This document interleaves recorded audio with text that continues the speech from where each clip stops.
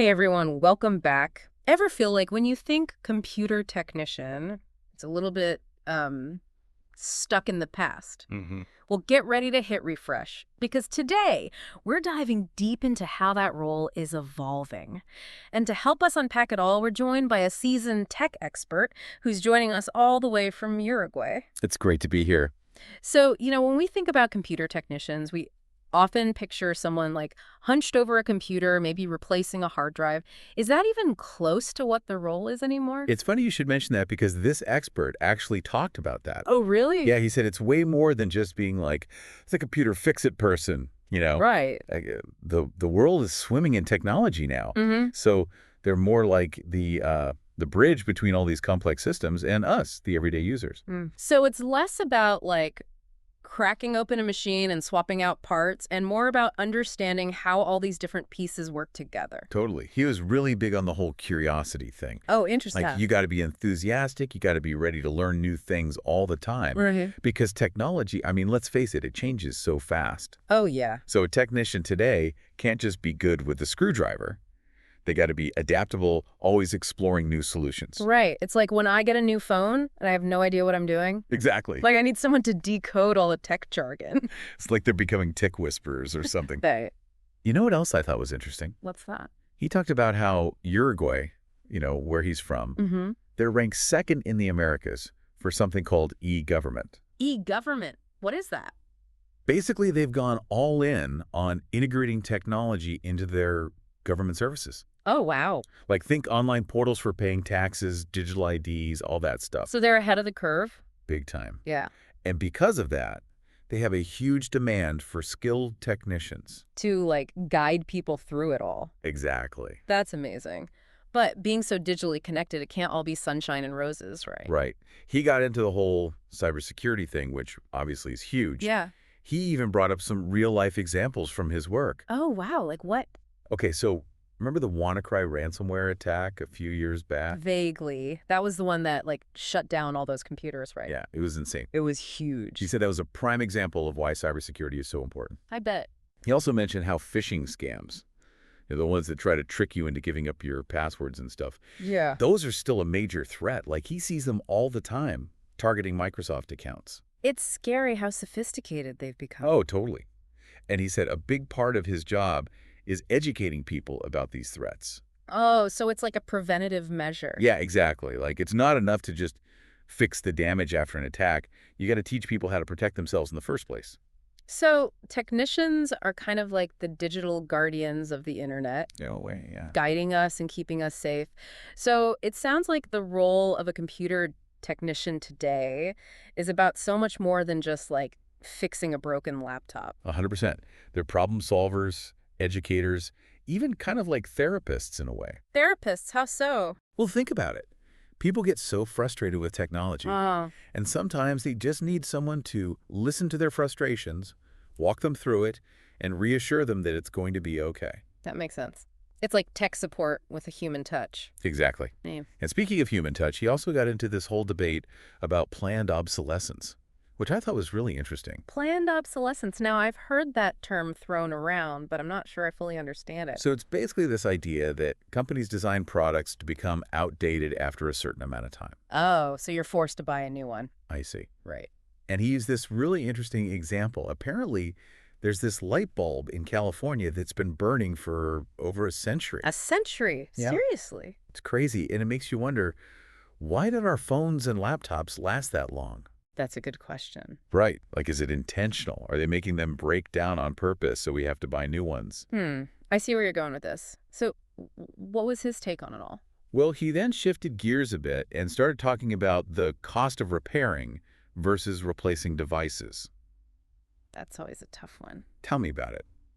He brought up printers. Oh, printers. Don't even get me started on printers. Right. Like, they're so cheap to buy, but then you get slammed with those expensive ink cartridges. It's like they get you coming and going. Exactly. Did he have any thoughts on that? He did. He actually used printers as like the perfect example of that. That makes sense. Yeah. And then he moved on to something a little more technical. Okay. He started talking about SSDs. SSDs. Oh, you mean those super fast hard drives? Exactly. He was really excited about them. Well, who isn't? They're supposed to make your computer like a million times faster, right? Right.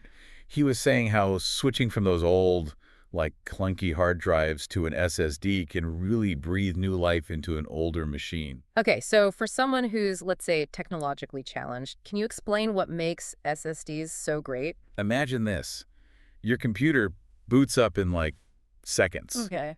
Programs open instantly. Wow. Everything feels so much faster and smoother, you know? That does sound pretty great. Yeah, it's because they use a completely different technology than those old hard drives, so they're just inherently faster and more efficient. So it's not just like a marketing gimmick, it's actually a different technology. Oh, it's the real deal for sure. But isn't it like really hard to upgrade your hard drive? You'd think so, right? Yeah, it seems kind of intimidating. He actually walked through the whole process, even explaining how to clone your data.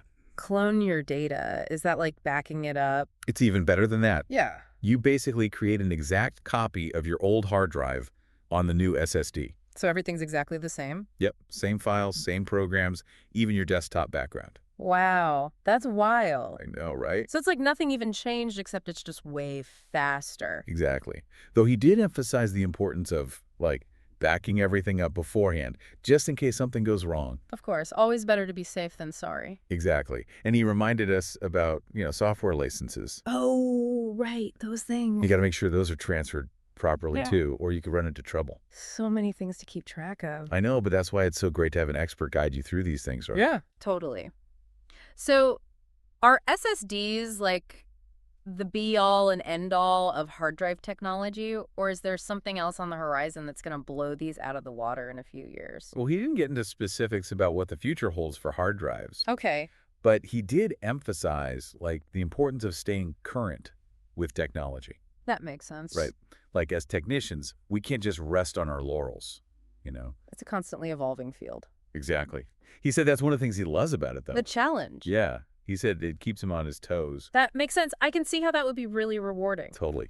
He also talked a bit about how people were asking him about getting into the tech field themselves, which he thought was really cool. That's awesome. It's great that he's so encouraging. Oh, yeah.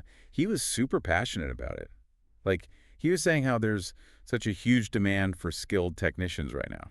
I believe it. It seems like everything is becoming more and more tech-driven. Exactly. So it's a good career path for anyone who's interested in it. Absolutely. And it's not just fixing computers anymore, right? No. He made that very clear. Like we were saying earlier, it's about problem solving, it's about communication, it's about helping people. And he had some advice for aspiring techs, too. Oh, I'd love to hear that. He was really big on staying up to date with, like, tech news and trends. So you got to read those tech blogs and articles. Basically. He said you got to stay ahead of the curve. So it's not just enough to know how to fix a computer today. You got to be thinking about what you're going to have to fix tomorrow. Exactly. He said you got to be a lifelong learner in this field. And he mentioned online learning, right? He did. He was all about it. I love that. There are so many great resources available online now. He said there are courses, tutorials, communities, you name it. It's amazing how accessible education has become. Right. It's like the barrier to entry is so much lower now than it used to be. And he seemed really optimistic about the future of the field. Oh, yeah, totally. He was saying there's so much potential for growth, both personally and financially. That's really encouraging to hear, especially for young people who are trying to decide what they want to do with their lives. Definitely. But here's the thing. He didn't just end on a super positive note. Oh, what do you mean? He kind of threw out this thought-provoking idea at the very end. I'm intrigued. What was it?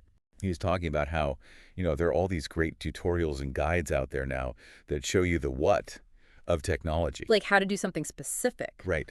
But he said we also need to focus on the why and the how best. The why and the how best. Okay, I like how that sounds, but can you break it down for me? So he was basically saying, like, it's not enough to just blindly follow instructions. Okay. We need to understand the reasoning behind them, explore different approaches. I see. Like, why are we doing this? Yeah. And is there a better way to do it? So it's not just about being a technician. It's about being a thinker, a problem solver, an innovator. Exactly. Like you can learn how to bake a cake by following a recipe, Right. but understanding the chemistry behind it. Yeah. That's a whole other level. Exactly. And that's where the real magic happens. Totally. So he's basically saying we need to move beyond just consuming technology, right? 100%. Like we need to understand it on a deeper level. Yeah, engage with it more critically, more creatively. It's like he's pushing for a world where everyone is empowered to not just use technology, but to actually shape it. And that's where technicians come in, right? Exactly. They're the ones who can bridge that gap. They become like the educators, the facilitators. Guides on this journey of technological discovery. I like that.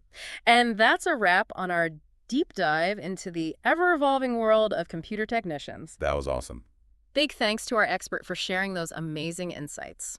It's clear that this isn't your grandfather's tech scene anymore, is it? Times are changing fast. For sure. To all our listeners out there, we hope you enjoyed this exploration as much as we did. And remember, the next time you encounter a tech issue, don't just think about the what. Think about the why and the how best, too. Until next time, keep those curiosity gears turning.